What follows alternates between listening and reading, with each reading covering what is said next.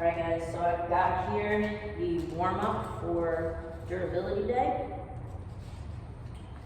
So first thing, we changed it up a little bit because we noticed that we often have an extra minute or two, sometimes even 3, at the end of class. So we switched it from 50-10-5 to 50-10-6. So what we're going to do for the first exercise is a sideline open book. So the position you want to get in here, come down onto your side. You want the bottom arm to act as a pillow here, so go ahead and bend. I'm going to extend my bottom leg, and then I'm going to bend my top knee to get it down towards the floor, okay? My top arm is out in front of me here in full extension. From here, I'm going to inhale, start to sweep it around. Exhale and try to get it as low to the ground as I possibly can. Now I'm going to leave my arm in this position and my body in this position. Inhale again, coach them into inhaling into the side ribs and the back ribs. Another big exhale as they start to drop their arm even further. Inhale. And as they exhale, they're thinking about engaging the lats, drawing that side rib and back rib down and in, and they'll see that with every exhale, they're going to get that shoulder closer and closer to the floor. All right, now because of the challenge of this open book specifically, it's not just legs straight, arms straight, and moving through, or their knees bent. I know there's different variations.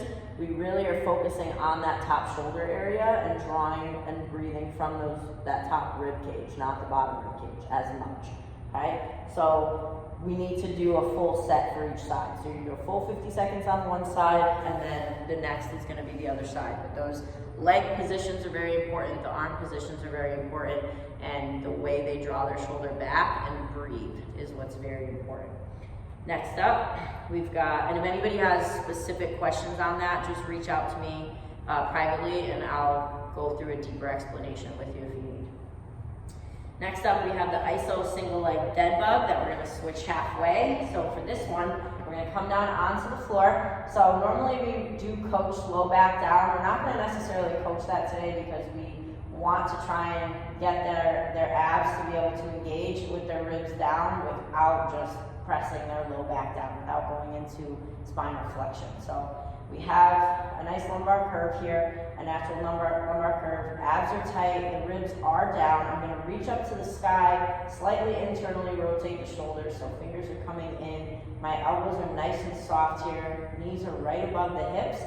I'm going to inhale, try to inhale into the side ribs.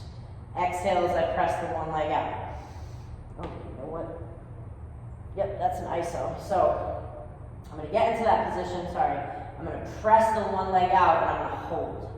All right, I'm just going to hold the one leg, one knee above the hip, one leg is pressed out, I'm holding, and then when we say switch, I'm going to switch to the other side. Now an easier version will be to bring their spine into flexion to get that low back down, so they're going to feel a lot more transverse abdominis if they have weak abs and they have a weak core. So once again, know who you're coaching. Coach it up that there's natural space. They don't have to press their butt back, but there can be natural space in their low back. And then if you really see someone struggling, or you know someone like Heather Kaleza who already has low back pain, then you're going to say, go ahead and get your low back to the floor, because it's a struggle for them. Most likely they have a weak transverse abdominis, and they can't hold that position without their spine flexion. So again, know who you're coaching and cue them up appropriately. All right, and then that's going to be at the 25-second mark. You're going to say switch, and they'll switch legs. Next up, alternating hip lunge with a T rotation, wrist, elbow, shoulder stacked, fingers are spread. We're going to lunge one leg up. We're going to open up for that T-spine rotation. Eyes always follow that hand. Bring it back down, leg comes back, other side, open up, make it easier. They can just drop the back knee at any point in time. All right, but now back knee comes up to then switch sides. After that, we've got a pop and clap ×5 with a body weight squat ×5. So for the pop and clap, feet are hip width, toes forward, knees are soft, hips hinge, chest stays tall.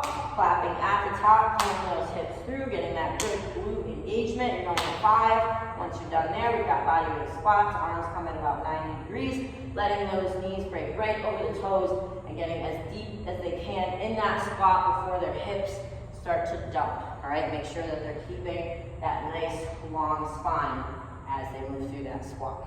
5 and 5 for that. Last is sprinting in place, arms at 90 degrees, hands coming eye socket to hip pocket with opposing knee drive, going as fast as they can, make it lower impact, you're gonna march it out. For the cool downs, there are no cool downs for durability, all right, so the cool down basically is the lying on the back for the full 4 minutes, so you do not then need to bring them through a cool down stretch. Just do the announcements, let them wake up, you know, or come to, I should say, nice and gentle.